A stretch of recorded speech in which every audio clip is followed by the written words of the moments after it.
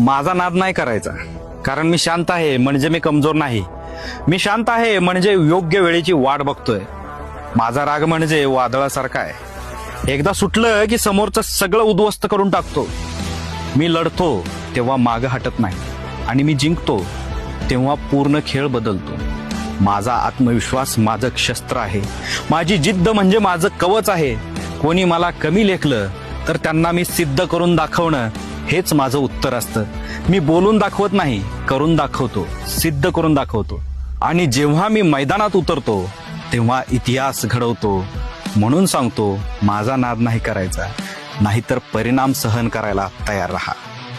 माझा नाद नाही करायचा, कारण मी शांत आहे म्हणजे मी कमजोर नाही.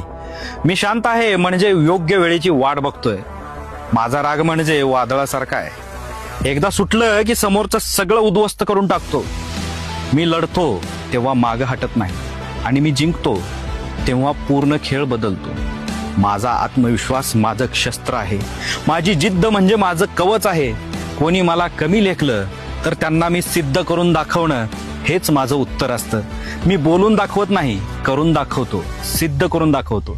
आणि जेव्हा मी मैदानात उतरतो तेव्हा इतिहास घडवतो.